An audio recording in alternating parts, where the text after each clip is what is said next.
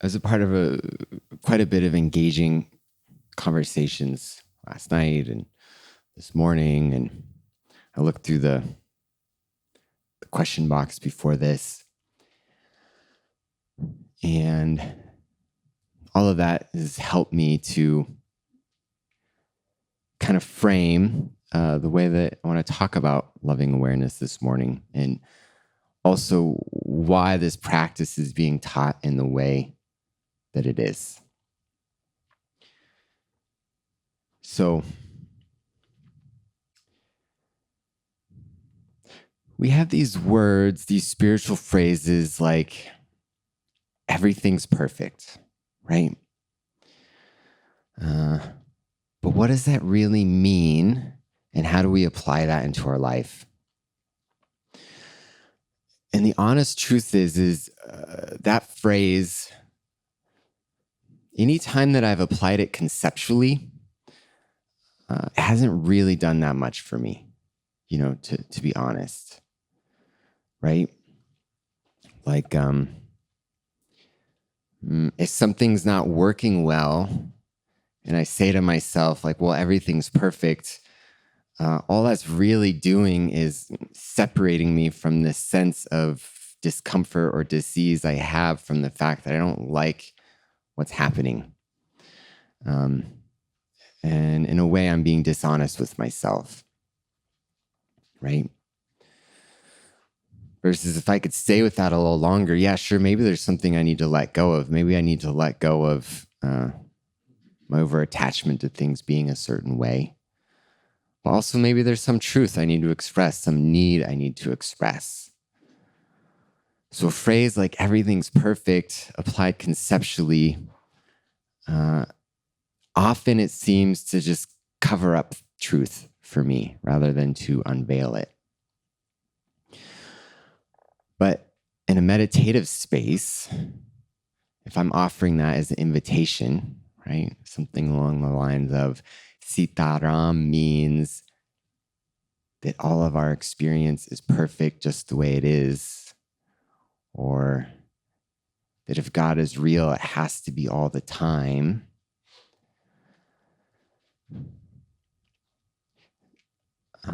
That's being offered as a doorway into something deeper, something non-conceptual.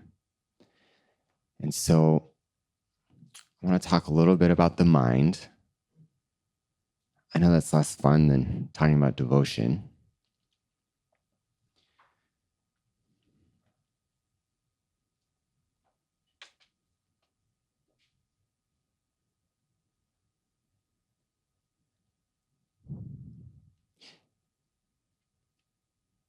If something's happening in a situation and I'm not happy with it, there's probably some inner tension that I'm feeling, right? Or if I did something, I made a mistake this morning, I slept through my alarm, and right, so I'm feeling guilt. Yeah, that's a feeling that I'm experiencing. So if I tell myself, well, everything's perfect, then maybe I can create some distance from that feeling. But another possibility is this feeling, this discomfort associated with that guilt is a part of the perfection of the universe. And by grace, I have the capacity to be present with that. Yeah? God is real, it has to be all the time, means that whatever I'm experiencing, I can let go of my protective stance from those feelings. I can allow myself to experience it, right? So ultimately, even a state like guilt, there's a quality of sensation, some tightness associated with that. Those are sensations that are in the body. And I can make friends with those sensations. I don't have to run away from it. Yeah? I could just be present with it. The truth is, we all spend the majority of our time trying to chase at pleasure and trying to escape discomfort. And that's not always a negative thing. Sometimes being able to escape into a comedy at the end of the night and to just laugh is exactly what we need, right? But if that's the only option, then that's going to leave our responses limited when we're showed up with big difficulties. Even states like anger, often we don't think about it like this, but if we're really angry and we say something mean to someone, for instance, what that is in that moment, it's an attempt to dispel this anger that's so uncomfortable we can't bear it anymore. So it just has to come out as you, right? Versus if we can make friends with anger, if we can experience and fully feel the dance of all those sensations, well, now there's some spaciousness for something new to come through. And it's my core view, and it's what the ancient teachings say, and it's been my experience. And I think the honest truth is it's the experience for probably all of us in this room. That when we have that space, that little bit of space, we have our own innate clarity, right? We know what our deepest held values are. We know how we want to show up and how we want to act. And so if we can give ourselves some space, there's a chance for something else, our own intuitive wisdom, our own values to come through, right? So if we're not just trying to grab at pleasure all the time, and we're not just trying to push away displeasure or discomfort, something else can come through. Our core values can come through. For those of us on a devotional path, I know I see that these core values are rooted in the divine, and they seem to be universal. I would bet money that every single one of us in this room wants to be more loving, wants to be more kind, wants to be more honest. Wants to be more courageous, wants to be more vulnerable.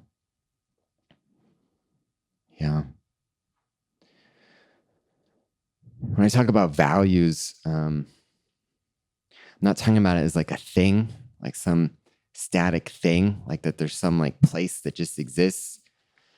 It's more, it's a quality of action, right? It's like a force of energy. So if I say that love is one of my deepest held values, that means that I know that I'm aligned with that value when I'm acting loving. When this intangible force, this intangible presence, as Swapnil said, can come through as a force, as Swapnil said, and drive my actions. But what's going to allow that to happen? There's got to be some space. I can't just be so caught in grabbing at pleasure and pushing away discomfort. So that's a big piece of why we're starting with the mantra in our own body. I found that if I'm struggling to love something externally,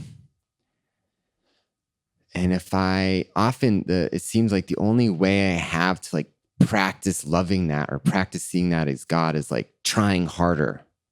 It's like I got to throw more concepts on top of it, right? It's conceptual. But if I start with my own experience, something happened, I'm having thoughts, I'm having big experiences in my body. can I see this as God? Can I love this? Can I love my own experience? Yeah? What's that going to do? It's going to create some space, less reactivity. And then what I found is when I start there, it often seems to flow outward.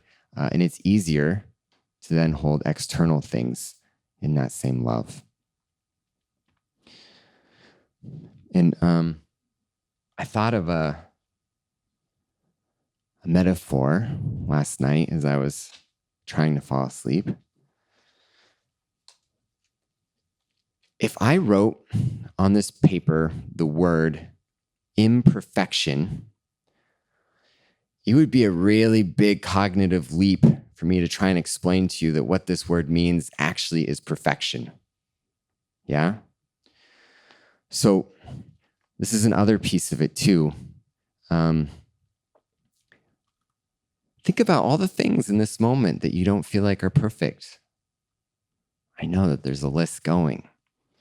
Yeah? Okay. Those are thoughts.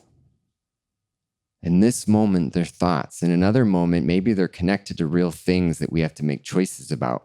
But in this moment, it's a thought. So rather than conceptually going through hoops to convince myself that this word does not mean imperfection, I can remember that this is a word on a piece of paper, right? This is a thought. Yeah? By remembering it's a thought, then it becomes a part of my experience like every other experience. Just like the sensations in my body, thoughts are like sensations in the mind. I can see it as a thought and I can love it as a thought. So maybe this word doesn't mean perfection, but maybe the ink that writes the word, maybe the piece of paper itself, maybe I can hold this in a loving way. Yeah? I can see this as a beautiful piece of paper. I can even admire the creases on it. Yeah? That's what we're working towards in this practice. So when we talk about loving our thoughts and loving the sensations in our body, we're seeing those thoughts as thoughts and these sensations as sensations, right? Rather than seeing this thought as something that I have to do something about, right? My only option is to either like try and fix it or push it away, or I can fight with it. There's a thought, right? And I can just kind of hold it delicately in my hand. It's not going anywhere, but there's a lot more space around it, right? Like this, I can't see any of you, right? But like this, it's okay. Yeah? It's one little piece of paper that says the word imperfection, surrounded by all these beautiful faces in this room. Some of you look a little tired.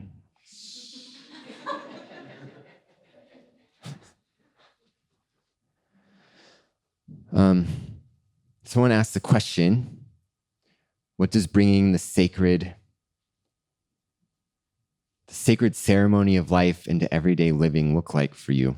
And I'm sure other people might have different answers at the Q&A later, but this practice, this is the other big, I said kind of a few seeds of what spawned teaching this.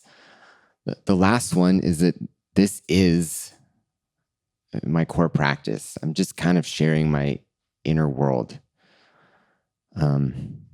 This is how I relate to my experience. Like, let me say it another way. This is what remembering looks like for me. Yeah. So I try and keep the mantra going. I'm not, there's a period of time where there was like a sense of like panic about it. Like if it wasn't there for a few minutes, it's like, right? I don't really have that. Yeah. If I'm in conversation with someone, it'll drip away. I'm absorbed, but then it can come back after. If I forget during a movie, who cares? Sometimes I do my malas during movies. Sometimes I get so absorbed that that stops and I'm holding my breath and it's like, what's going to happen next? Yeah. But it's there as a friend that keeps coming back. So that's one piece. There's the habit that comes through practicing it. Then there's the other piece of being able to really hear it. That's its own practice, right? And so a really common moment of remembering what it looks like for me is something like, I notice I'm really caught in my mind. Then I hear my mantra. And then it's like, oh, I need to get back to practice. And then I remember, oh, right. This is the holy moment. These thoughts, this tension. And then I can just hold it in love. Yeah. I found that to be a lot more workable for me. Like, I don't know what perfection means anymore, but letting go of struggle, that's workable. Yeah. And anytime I'm struggling with whatever it is, even spiritual things, like, I wish I was practicing right now. Wow. What does this struggle feel like? Wow, my core is tight. Like, all this tension. It's like there's this energy, this tight energy coming up my chest too. Wow, so interesting. And then I have the mantra to bring in this devotional quality. Oh, wow. This is Sitaram. Wow. Wow. Right?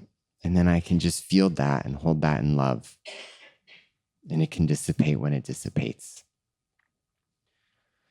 So,